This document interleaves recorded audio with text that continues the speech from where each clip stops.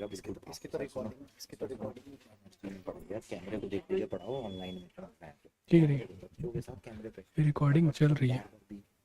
चल बीच में ये भी पूछना है। हेलो,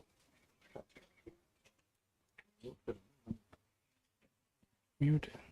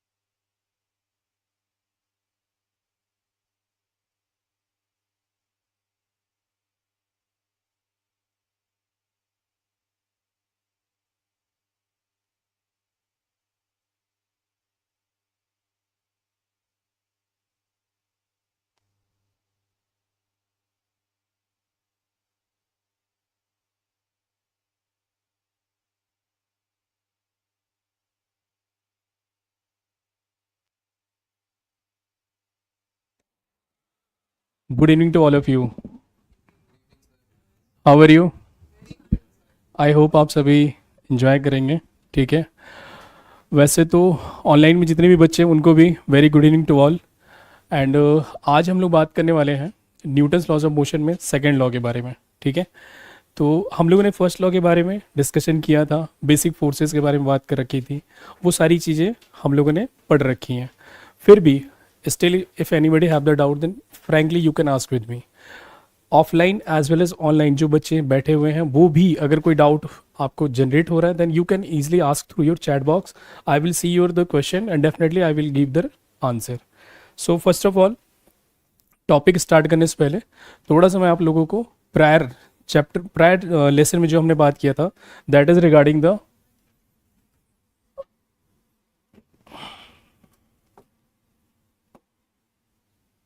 हम लोगों ने पिछले लेसन में क्या बात किया था, कोई बताएगा? कोई बच्चा? हाँ, लीनियर मोमेंटम। ठीक है, तो लीनियर मोमेंटम की रिक्वायरमेंट क्या थी? सबसे पहले तो अपने को ये समझना होगा मैंने क्या बोला था लीनियर मोमेंटम में कि दिस इज द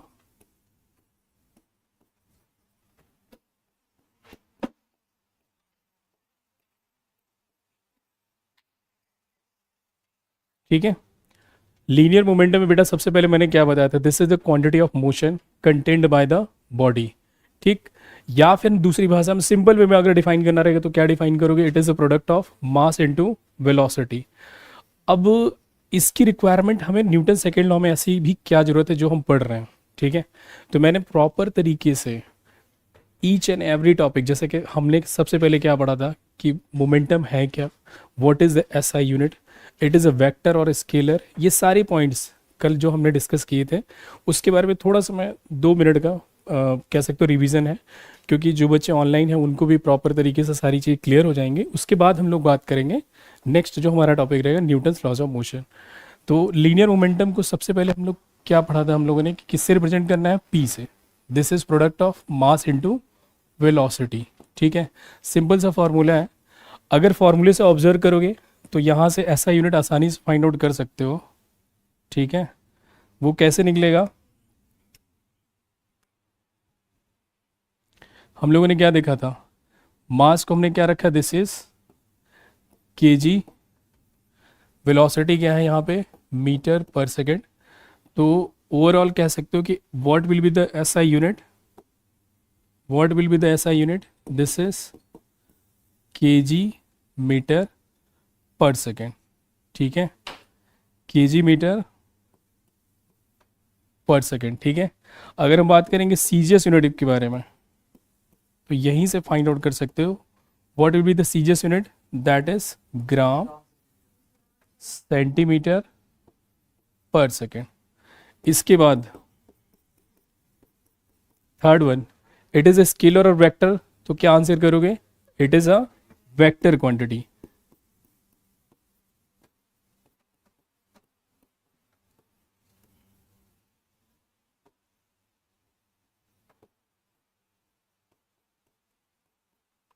देखो मोमेंटम वाले ये जो मोमेंटम का टॉपिक था, इसमें हमने ये बेसिक चीज़ें डिस्कस की थी।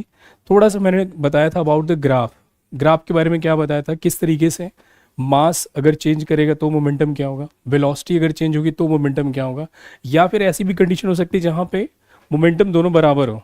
ठीक है, तो हम लोगों ने 3 केसेस, अलग अलग डिफरेंट केसेस के बारे में डिस्कशन किए थे। तो वो तीनों केसेस क्या थे उसके बारे में एक बार मैं थोड़ा सा रिवाइज करा देता हूँ। देखो पहला केस क्या है अपना,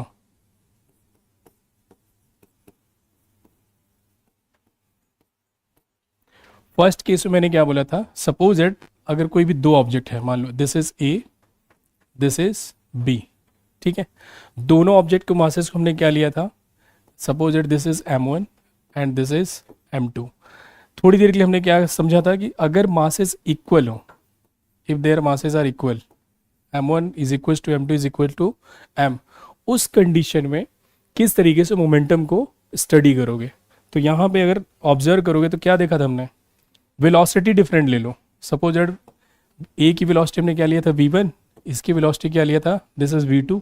तो यहाँ से मोमेंटम क्या आएगा बेटा, p1 is equal to m1, this is v1, p2 is equal to m2 v2। ठीक है, इसके बाद m1 चूंकि किसके बराबर है, m के, तो this is m v1 and this is p2 is equal to m v2।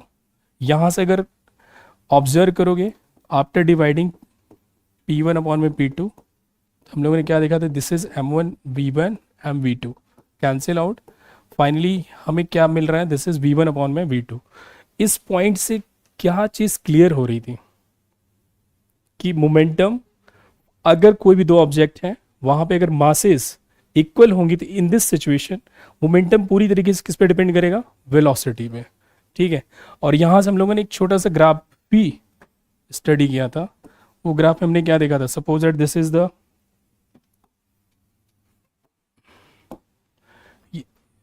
ये क्या है तुम्हारा मोमेंटम, दिस इज वेलोसिटी। तो ग्राफ कैसा मिलेगा बेटा, बिल्कुल स्ट्रेट लाइन।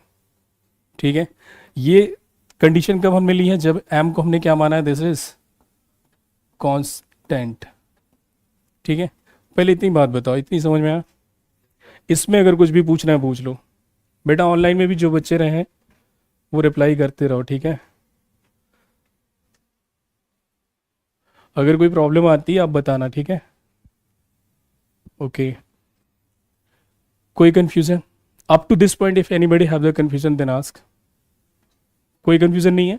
देखो इसमें बस आपको बस इतनी बात माइंड में रखनी है कि मोमेंटम वेलोसिटी पे डायरेक्टली प्रोपोर्शनल होगा जब 2 ऑब्जेक्ट्स में हम रिलेशन फाइंड आउट करें, उनका मास क्या हो, कांस्टेंट हो, या फिर ये कह सकते हैं कि मास में कोई चेंज नहीं हो रहा है। ठीक है, ऐसे समझना है। ठीक है, दूसरा देखो, सेकेंड केस, दूसरे वाले केस में हम लोगों ने क्या देखा था,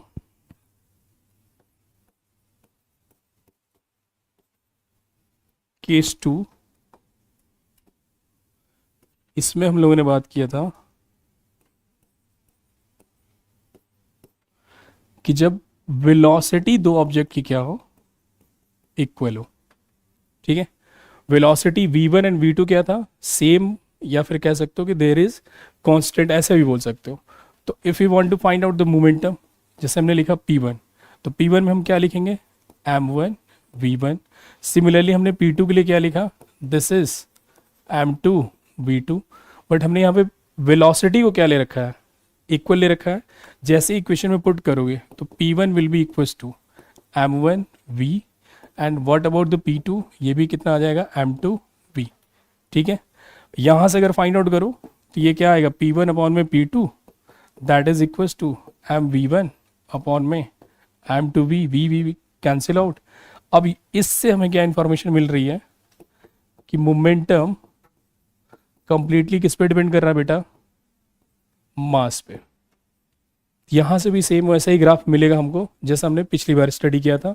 तो यहाँ भी अगर आप ग्राफ ड्रॉ करोगे किसके बीच में, मोमेंटम वर्सेस मास, तो it will be straight line, ठीक है, सेम जैसा हमने पिछली बार पढ़ा। तो यहाँ लेकिन लिखना होगा आपको कि यहाँ पे हमने क्या ले रखा है, velocity is equals to constant. आ रही बात समझ में, आ रही बात समझ में बेटा? यहाँ पे जो बच्चे बैठे हैं वो भी रिप्लाई करते रहे, ठीक है, ये चीज़ क्लियर है? ओके। अब देखो ये मैं सिर्फ रिवीजन के तौर पे तुम्हें बता रहा हूँ ताकि तुम्हारे लिए एक होता है कि एक माइंड मेकअप हो जाए। ये सारी चीज़ देखो तुम्हें समझना तो है ही, तो सिंपल सा तरीका है कि इसको अच्छे से समझ लो। नेक्स्ट देखो, लास्ट वन, लास्ट में हमने क्या देखा था, that is case third. Case third में हमने क्या लिया था बेटा कि दोनों का मोमेंटम ही क्या है, इक्वल। तो इसको हमने किससे रिप्रेजेंट कर दिया, p से, ठीक है। अब मोमेंटम अगर मैं फर्स्ट बॉडी के लिए लिखूंगा तो क्या लिखूंगा, p1 is equals to m1 v1, and what about the momentum of second body, this is m2 v2, ठीक है। जब p1 एंड p2 दोनों इक्वल हैं तो ऐसी कंडीशन में हम लोग क्या लिखेंगे, this is m1 v1 is equals to m2 v2, right.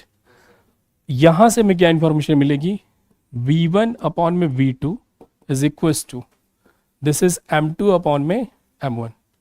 ये वाला कंक्लूजन थोड़ा अच्छे से समझ लेना, ठीक है, क्योंकि ये हमें अभी न्यूमेरिकल जब हम लोग सॉल्व करेंगे ना वहाँ पे देखोगे, देखने को मिलेगा, ठीक है।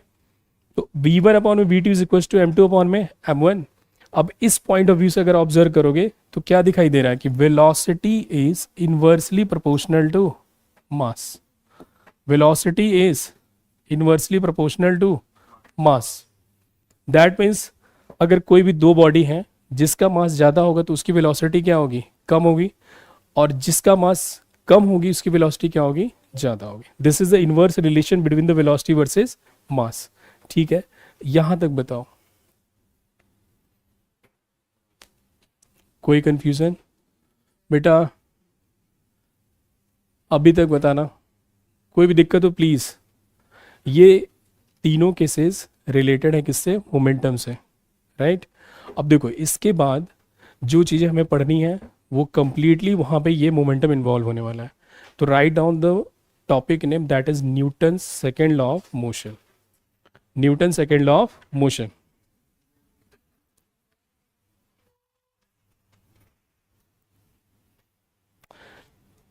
Newton second law of motion.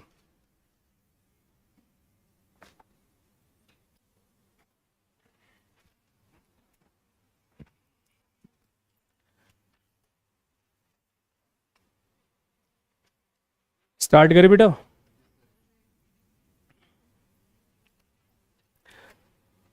अच्छा, कभी कभी ऐसा लगता है ना कि ये सारी चीज़ हमें क्या ज़रूरत है, मतलब इतना चीज़ों को डेप्थ में जाके पढ़ने की।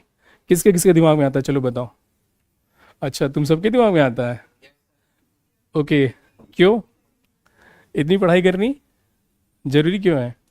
देखो बेटा, जब आप कोई मतलब फ्रैंकली बताऊँ तो अगर कोई टारगेट आप बनाते हो ना, ठीक है, कि नहीं यार उसको अचीव करना है, तो उसको पाने के लिए हमें उस रास्ते से ही चलना पड़ेगा, ठीक है। और जब हम उस पाथ से ट्रैवल करते हैं तो दैट विल बी श्योर उस पाथ में कई तरह के हमें चैलेंजेस भी देखने को मिल सकते हैं। होता है ना, पहले गूगल बता देता है कहीं पे ट्रैफिक है तो कहीं कुछ है, है।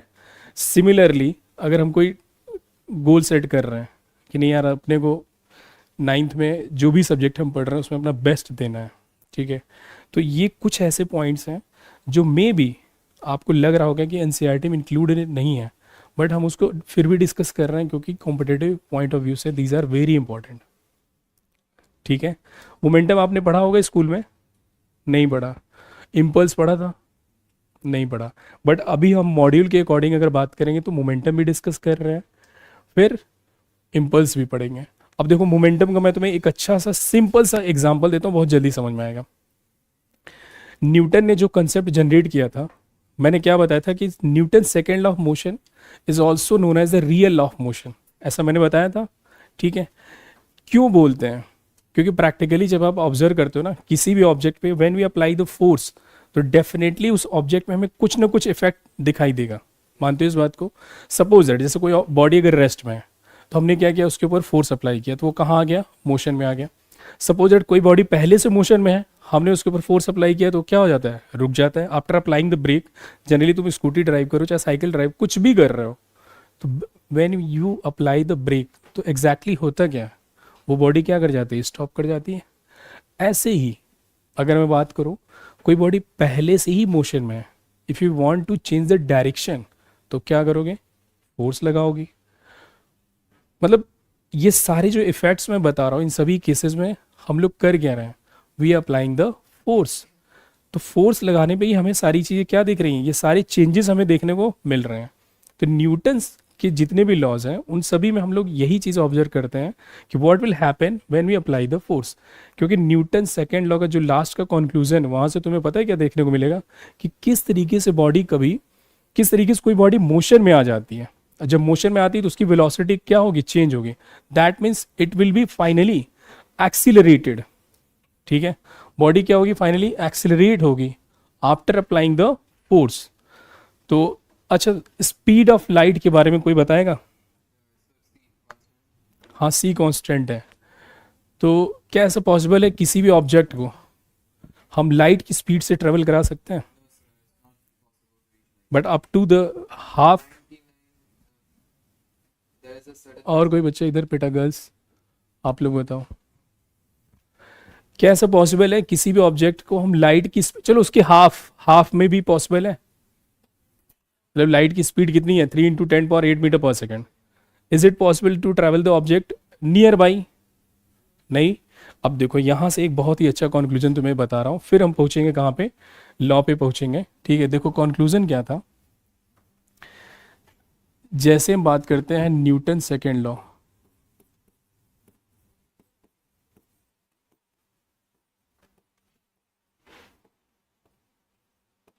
ठीक है। देखो सब कोई जानता है कि मोमेंटम है क्या बेटा, this is mass into velocity. अगर मैं आपसे बोलूं एक वर्ड है rate of change of momentum, पहले इस वर्ड को समझो फिर न्यूटन लॉ के स्टेटमेंट में मूव करेंगे। What is the meaning of the rate of change of momentum? जहां भी बेटा रेट वर्ड आता है ना, this word is related with the time.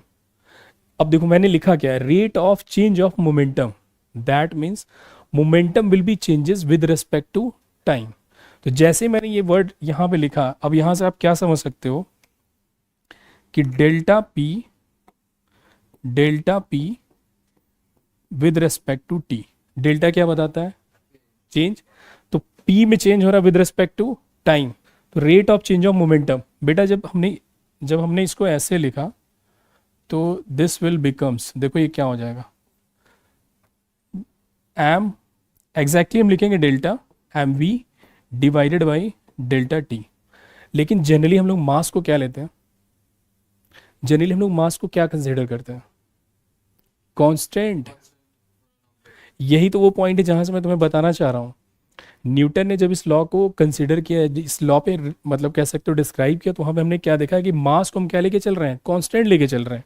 तो जैसे हमने मास को बाहर निकाला तो ये देखो क्या आ गया, डेल्टा वी अपॉन में डेल्टा टी। ये क्या है बेटा, this is rate of change of velocity. आ रही बात समझ में? This is rate of change of velocity, और rate of change of velocity क्या होता है? एक्सीलरेशन। आ रही बात समझ में? तो फाइनली देखो यहां पे हमें क्या दिखाई दे रहा है, this is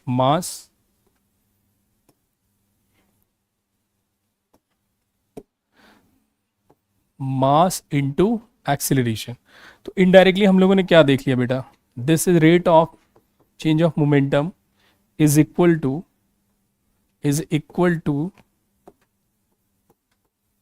mass into acceleration. ये बात कुछ समझ में आई? अभी लिखना कुछ नहीं है, पहले समझना है। इट्स ओके, अगर लिख लिया कोई बात नहीं, मैं स्टेटमेंट प्रॉपर डिस्कस करूंगा, पहले इसको समझो। First of all try to understand what is meaning of this. देखो सबसे पहले हमने पढ़ा क्या है, मोमेंटम पढ़ा है, ठीक है। मोमेंटम हमने क्या लिखा, मास इनटू वेलोसिटी। मैं इस वर्ड का मीनिंग पहले बताना चाह रहा था कि rate of change of momentum का मतलब क्या है, ठीक है। तो what is meaning of rate of change of momentum, delta P upon में delta is equals to delta M B upon में डेल्टा टी। यहाँ से इसको फाइनल बाहर कर लिया। ये हमें क्या दिख रहा है कि rate of change of velocity हमें क्या दे देगा, एक्सेलरेशन। इनडायरेक्टली अपने को क्या समझ में आया कि rate of change of momentum is equal to the mass into क्या आ गया, एक्सेलरेशन। आ रही बात समझ में? बोलो, ठीक है बेटा। ऑनलाइन में अगर जो भी बच्चा है, मुझे प्रॉपर तरीके से मैं ऑडिबल विजुअल हूँ तो ठीक है, कमेंट करते रहना। फिलहाल कुछ भी डाउट होता है कमेंट सेक्शन में बता देना, ठीक है। डेल्टा पी अपॉन में delta is equal to mass into acceleration.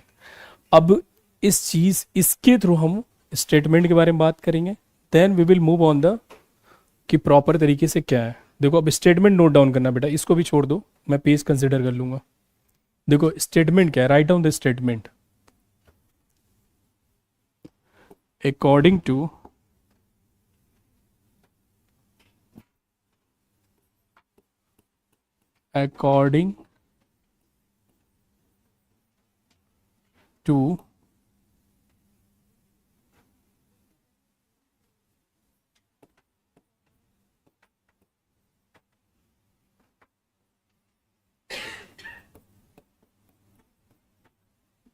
second law of motion,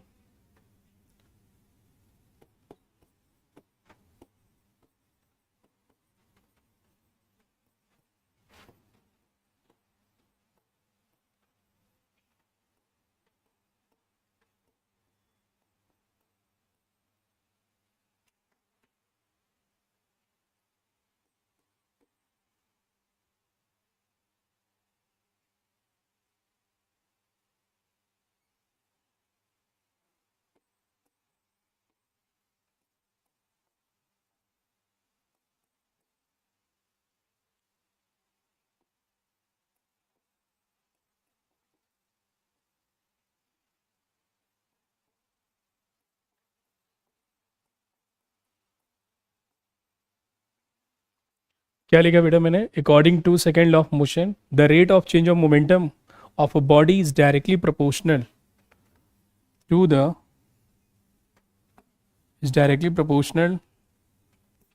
the force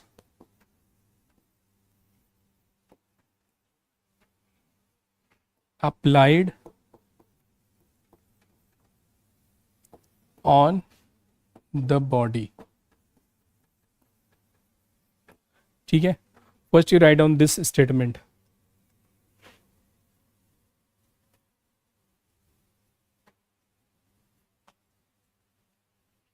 note down कर लिया?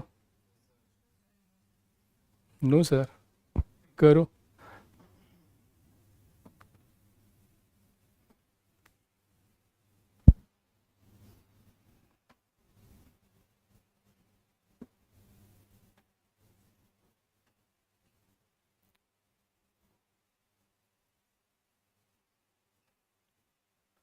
डन है बेटा, ठीक है।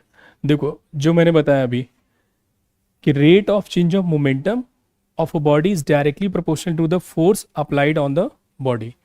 अब इसी चीज को यहाँ पे कनेक्ट कर लो जो पिछले वाले स्लाइड्स पे था। क्या लिखा था मैंने कि rate of change of momentum delta P upon में delta T is directly proportional to the force. याद आया?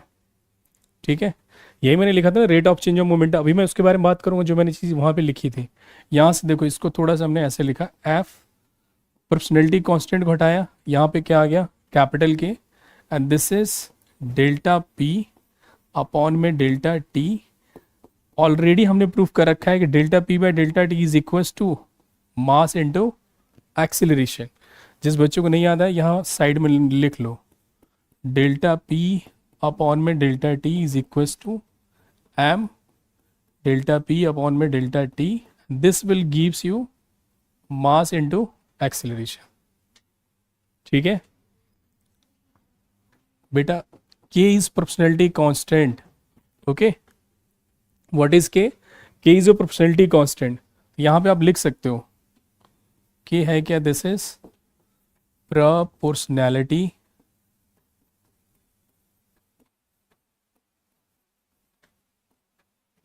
Constant, right? ठीक है, अब देखो यहाँ पे F इज इक्वल टू हमें क्या दिख रहा है, F is equal to K M and A. Proportionality constant की value experimentally how much it is consider, it is equal to 1। तो याद रखना के इज इक्वल टू 1, लेकिन ये ऐसे नहीं लिखा हुआ है, this is experimentally it was taken की के की वैल्यू हमें क्या लेनी है, 1 के बराबर। जैसे हमने यहाँ पे पुट किया, finally we got F is equal to mass into acceleration. तो देखो प्रैक्टिकली हमें क्या कंक्लूजन समझ में आ रहा है, प्रैक्टिकली ये कंक्लूजन लास्ट में समझ में आ रहा होगा कि जब भी किसी बॉडी पे फोर्स अप्लाई किया जाता है, its velocity will be changes and the body will be accelerated, right? Clear हुआ? पहले इतना बताना, ठीक है? एक बार ये सारी चीज़ नोट डाउन कर लो, फिर मैं आगे बता रहा हूँ। ऑफलाइन में बच्चा, तुम लोग अगर कुछ भी डाउट हो प्लीज़ सोचो नहीं कि आज मतलब पूछने वाली चीज़ें, frankly you can ask with मी, ठीक है? यू डोंट थिंक कि कोई प्रॉब्लम है।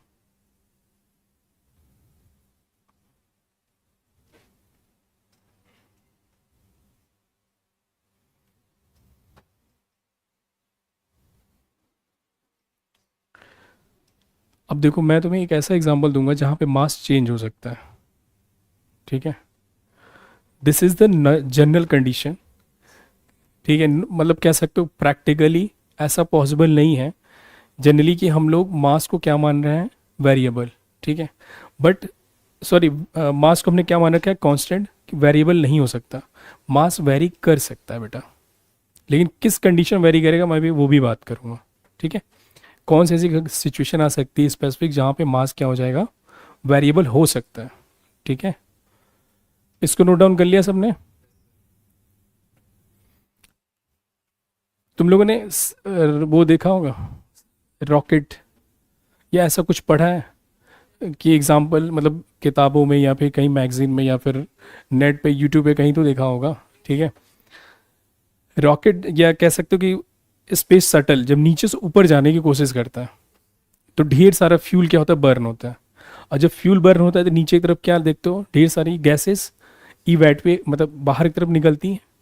जब गैसेस बाहर निकलती तो वहाँ पे न्यूटन थर्ड लॉ क्या करता है, उसको ऊपर की तरफ भेजने की कोशिश करेगा, रिएक्शन फोर्स। तो जब फ्यूल बेटा बर्न होगा तो ऑब्वियस सी बात है कुछ तो मास वेरी करना चाहिए। जरा सोचो, इनिशियली सपोज दैट उसमें टेंस में अगर बात करें तो बहुत ढेर सारा फ्यूल लोडेड है, और जब फ्यूल बर्न होना स्टार्ट करेगा तो होगा क्या, जब फ्यूल बर्न होगा तो ऑब्वियस सी बात है कुछ तो उसका वेट मतलब मास कम होगा। ये मैं प्रैक्टिकल एग्जांपल बता रहा हूँ, वैसे थियोरेटिकली तो बहुत कुछ है, ठीक है? ये नोट डाउन कर लिया सबने बेटा? अभी पहले बताना यहाँ तक कोई दिक्कत है, फिर मैं आगे मूव करूँ। इस पर्टिकुलर कंक्लूजन से अपने को सिंपल सा लॉजिक है ये तो समझ में आ गया होगा। That's why Newton second law of motion, ये जो कंक्लूजन लिखा है ना हमने, F is equal to mass into acceleration, यहीं से हम कंसिडर करते हैं कि why Newton second law is the real motion. Because जब हम किसी भी ऑब्जेक्ट पे फोर्स लगा रहे हैं ना, फोर्स लगाने पे वो क्या होता है, वो बॉडी एक्सेलरेट करती है। ये प्रैक्टिकली हमें दिखाई भी देगा। जैसे ये मान लो कुछ भी है, ये बुक ही है, ये सामने ये रखी हुई थी, रेस्ट में थी, जैसे हमने इसके ऊपर फोर्स लगाया तो क्या होगा, वेलोसिटी इसकी क्या होगी, चेंज होगी। जैसे वेलोसिटी चेंज होगी that means it will be accelerated. तो ये प्रैक्टिकली हमें दिखाई भी दे रहा है, ठीक है। And this is the basic reason that's why we consider the Newton second law of motion is the real law of motion. Got it? Got it बेटा? यस या नो तो बोलो, ठीक है। चलो नेक्स्ट देखो, यहाँ पे ध्यान देना, ये नोट डाउन कर लिया सबने, ठीक है। तो आप यहाँ पे लिख सकते हो फ्रॉम द अबव डिस्कशन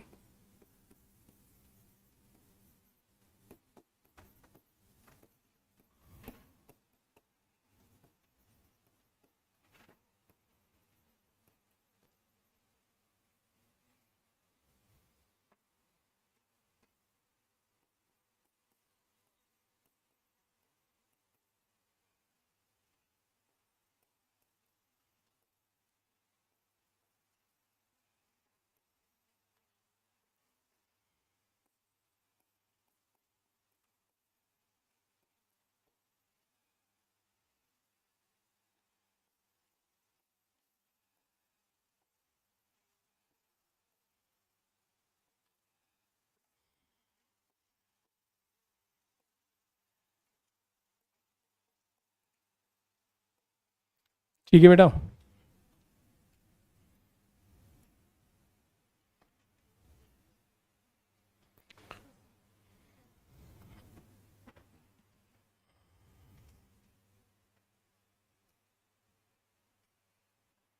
देखो मॉड्यूल में ना मैं तुम्हें कुछ चीज़ें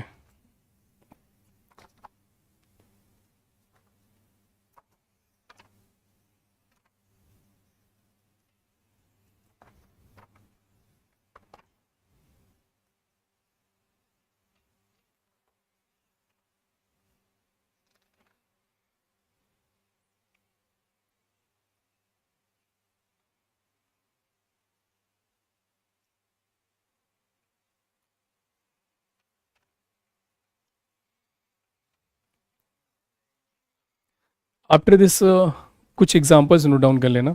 applications of Newton second law of motion, ठीक है, ये कुछ बेसिक एग्जांपल हैं।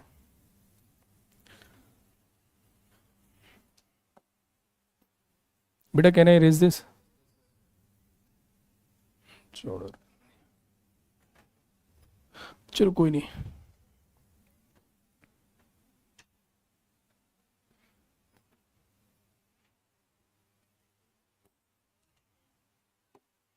एप्लीकेशंस ऑफ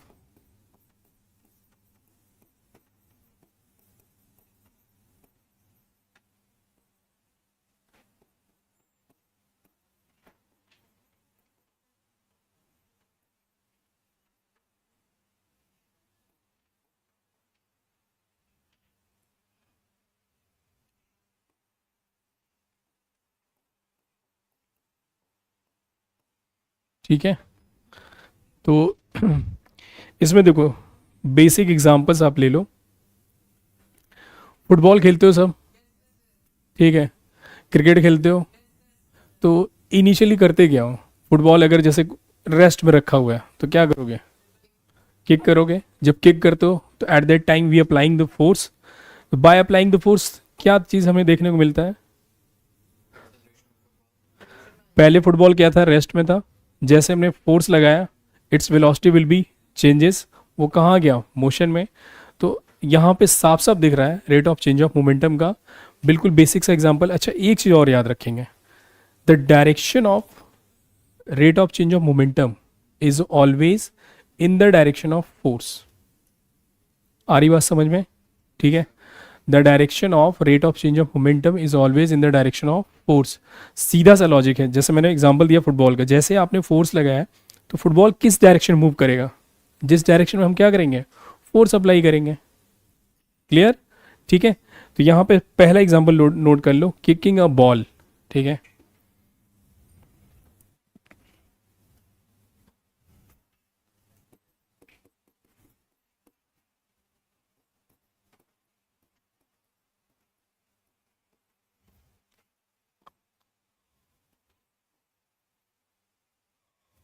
ठीक है। सेकेंड एग्जाम्पल आप ले सकते हैं, जैसे किसी भी कार्ट है या फिर कह सकते हो कोई कोई ऐसी चीज़ जिसको हम क्या कर सकें, पुल कर सकें, ठीक है। कि आप ये कह सकते हो कि पुश कर सकें, दोनों ही कंडीशन ले सकते हो, कोई प्रॉब्लम नहीं है। जैसे कोई कार्ड है, हम उसको क्या कर रहे हैं, पुश कर रहे हैं या पुल कर रहे हैं, कुछ भी कर रहे हैं, तो एग्जैक्टली हम क्या अप्लाई कर रहे हैं, अगेन हम अप्लाई कर रहे हैं force, and due to applying the force वो क्या होगा, उसकी वेलोसिटी में भी कुछ ना कुछ चेंज दिखाई देगा। तो यहाँ भी लिख सकते हो कि पुशिंग अ कार्ड।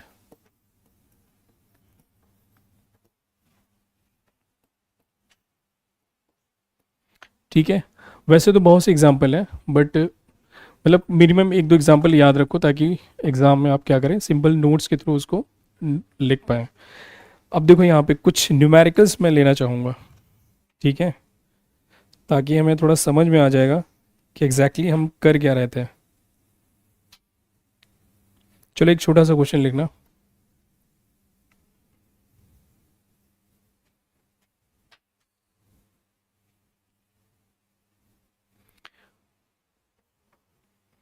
देखो क्वेश्चन मैं बता रहा हूँ, क्वेश्चन लिखना।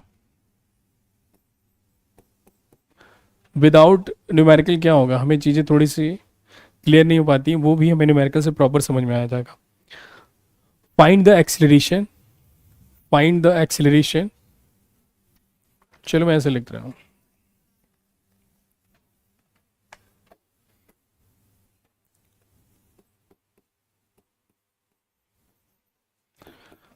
Find the acceleration of a body of mass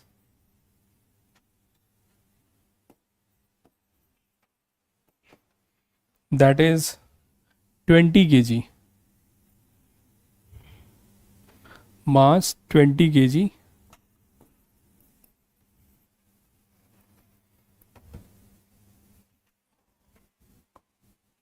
after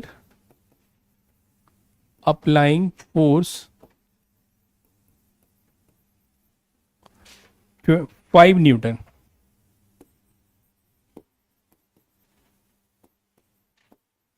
simple सा क्वेश्चन है, हमें उस ऑब्जेक्ट में क्या बताना है, एक्सेलरेशन बताना है, जिसका मास भी गिवन है एज वेल एज फोर्स भी गिवन है। फर्स्ट ऑफ ऑल क्या करोगे, बहुत सिंपल सा तरीका है, first you write down the formula, ठीक है। क्या लिखोगे, F is equals to, F is equals to M A, ठीक है। How much force is given, 5। How much force is given, 5।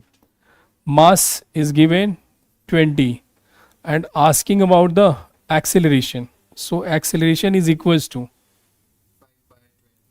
5 by 20। तो कितना आ जाएगा बेटा, 0.25 metre per second square. Unit तो सबको पता ही होगा, what is the unit of the acceleration, that is meter per second square। Okay, कोई ऐसा बच्चा जिससे नहीं हुआ सॉल्व, एनीबडी, ठीक है, आया समझ में। अच्छा एक बार थोड़ा सा रिवीजन करके बताओ, अभी तक जो हमने पढ़ा वहाँ पे कोई दिक्कत हो पूछ लो, फिर मूव करेंगे। पहले देख लो, नहीं तो सारे न्यूमेरिकल्स स्टार्ट हो जाएंगे, तो फिर एक बार चेक कर लो।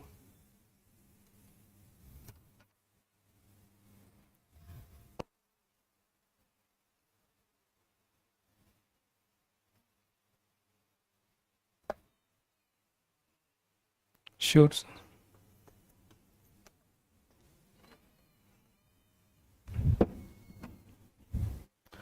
बताओ बेटा, किसी भी बच्चे को कोई कन्फ्यूज़न हो, first you go through your topics जो अभी हमने डिस्कस किए थे, जो कल हमने पढ़ रखे हैं, एक बार देख लो, फिर मूव करते हैं।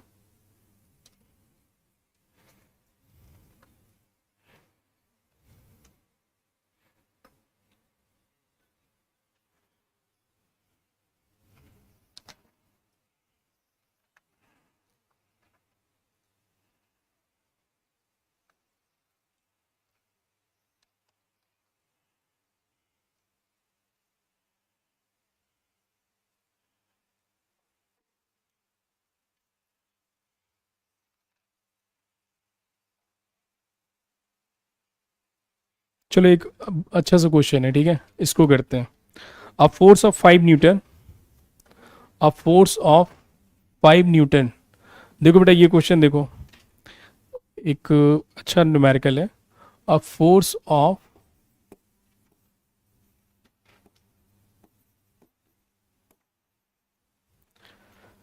5 Newton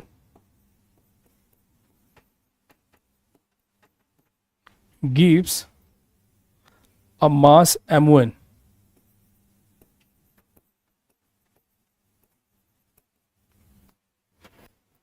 and acceleration of 10 meter per second square, and acceleration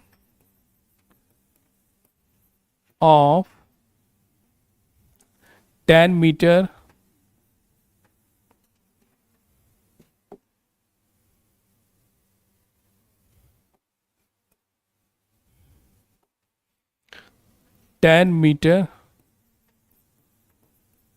per second square and a mass m2.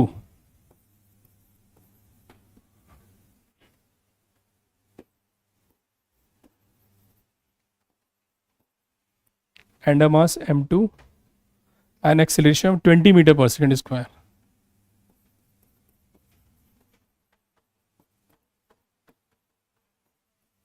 Twenty metre per second square, right. देखो बेटा क्या बोला है, what acceleration would it give if both the masses were tied together. अगर दोनों masses को एक साथ कर दिया जाए तो उनका एक्सेलरेशन क्या होगा. What would it give if both the masses were tied together. दोनों मासेस को एक साथ कर दिया जाए तो उसमें एक्सेलरेशन क्या होगा. या सिंपल सा ऐसे लिख लो, what will be, what acceleration, what would be acceleration.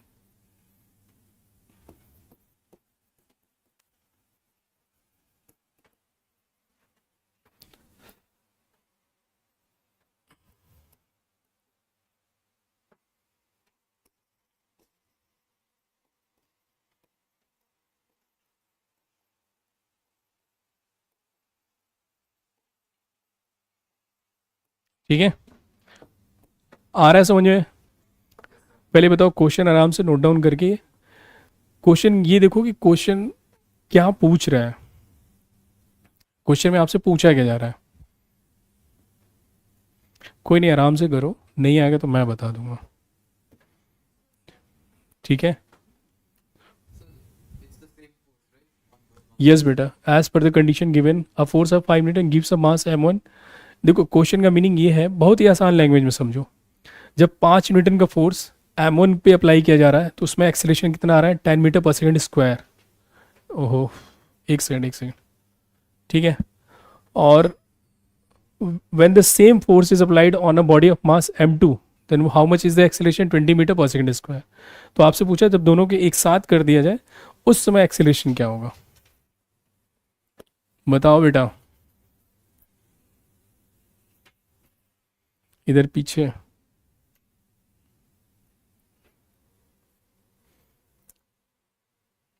बताओ हर्षित, तुम ही बताओ.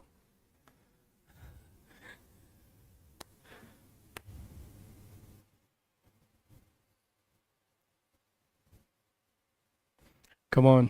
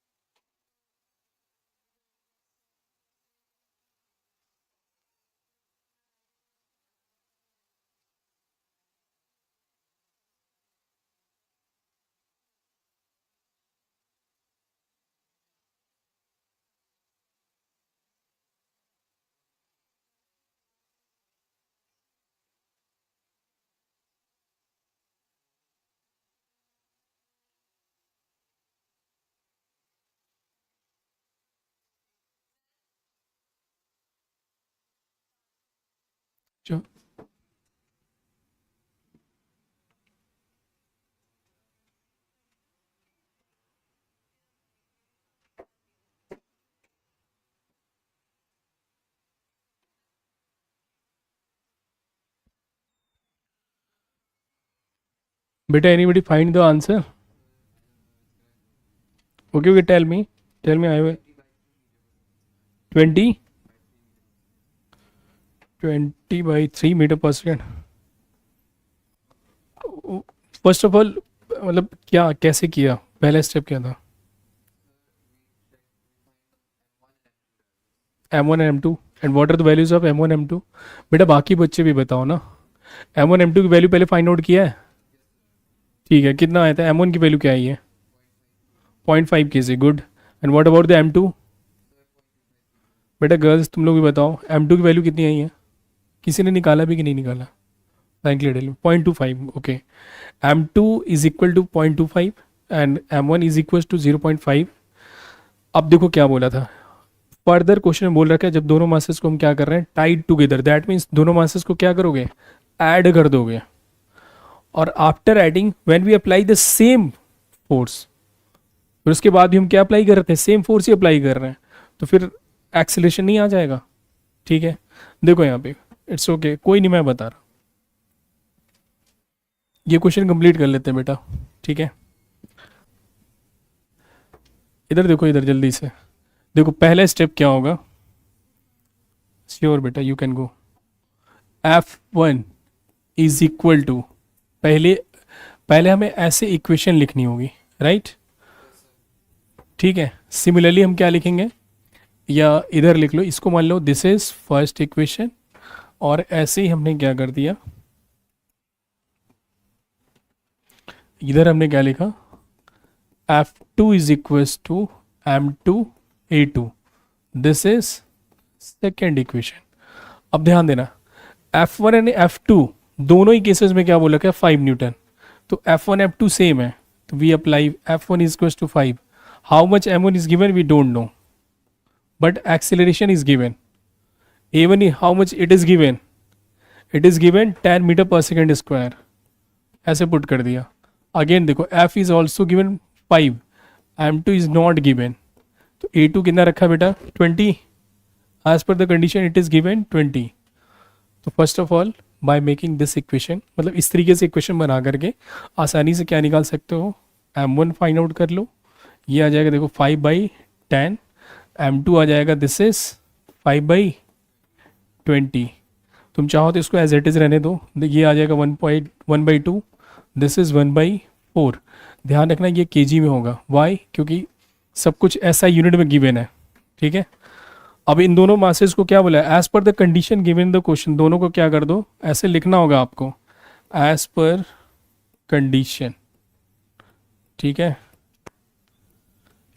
M1 एंड M2 ऐड कर दिया, आप चाहो तो ऐसे भी कर सकते हो, 1/2 प्लस 1/4 टेकिंग LCM, कितना आ जाएगा, कितना आएगा, 4।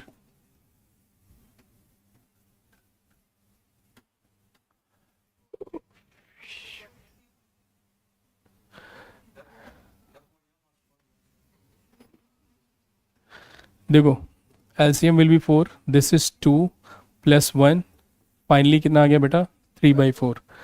अगेन यू अप्लाई,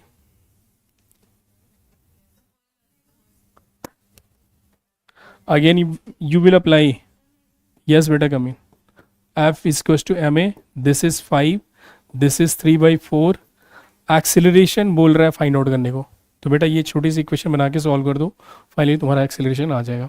अच्छा, कमेंट सेक्शन मैंने देखा एक बच्चे ने कमेंट किया, तो why we consider the value of k is equal to 1। देखो सिंपल सा लॉजिक है, थोड़ा सा मैं कमेंट देख नहीं पाया था, ये बेटा नोट डाउन कर लिया सबने, करो फास्ट करो। देखो बेटा अगर आप लाइव मुझे सुन रहे हो तो मैं आपको बता रहा हूँ ना, ठीक है, न्यूटन की जो यूनिट होती है वो क्या होती है, सॉरी फोर्स की जो यूनिट होती है वो क्या होती है, न्यूटन। अगर हम सिस्टम ऑफ यूनिट के अकॉर्डिंग के की वैल्यू कुछ और लेंगे तो we can not define the force, वहाँ से हम डिफाइन नहीं कर पाएंगे। तो as per the system of unit proportionality constant की वैल्यू को हम 1 कंसीडर करते हैं for our convenience. Again I am saying for the our convenience we choose the value of k is equal to 1, ठीक है, ताकि सिस्टम ऑफ यूनिट को भी फॉलो करते हुए we can easily define force. Got it?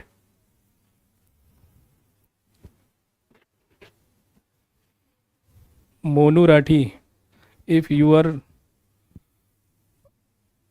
watching this lecture, ठीक है, okay sir, very nice, thanks for your reply, ठीक है, बहुत बढ़िया। और कुछ पूछना पूछ सकते हो बेटा।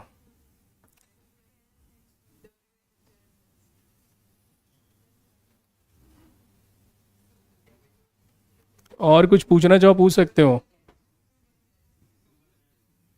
ठीक है, इट्स ओके। एंड ऑफलाइन में बेटा अभी तक इस न्यूमेरिकल में क्लियर हुआ, अब यहाँ से फाइनली ए फाइंड आउट कर लो, देखो ए कितना आ रहा है, कर सकते हो ना। अब तो सिंपल सा ए इज इक्वल टू 4 ऊपर जाएगा, दिस इज 20/3, 20/3 को सॉल्व कर दो, this will be your acceleration. ये कितना आ रहा था बेटा, 6.67 मीटर पर सेकेंड स्क्वायर, ठीक है। ऐसे ही हम other questions, wait a minute, ऐसे ही बाकी सारे क्वेश्चंस हम करेंगे, ठीक है, बहुत ही अच्छे तरीके से। तो आई होप आज की क्लास में आपको सब कुछ समझ में आया होगा। फिर भी अगर कुछ डाउट होता है तो आप अभी या फिर अगली क्लास में कभी भी पूछ सकते हैं। This is my pleasure to give the answers of your questions, ठीक है, ओके बेटा।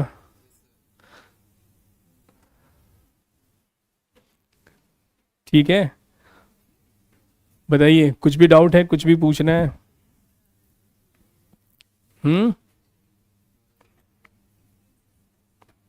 6.66 समथिंग आ रहा होगा, ठीक है। देखो अभी तक हम लोगों ने force and laws of motion में सबसे पहले क्या पढ़ा था, फोर्स पढ़ा, ठीक है। चलो कोई नहीं, इसको हम अब अगली क्लास में रिकैप करेंगे, आज के लिए इतना बहुत है, नन्हे मुन्ने बच्चों के लिए इतना तो सफिशिएंट है, ठीक है। तो बेटा ऑनलाइन में भी मुझे जहाँ तक उम्मीद है बच्चों ने एंजॉय किया होगा, चीज़ों को समझा होगा, ठीक है। तो आगे भी हम लोग ऐसे ही एंजॉय करेंगे, ऐसे ही समझेंगे।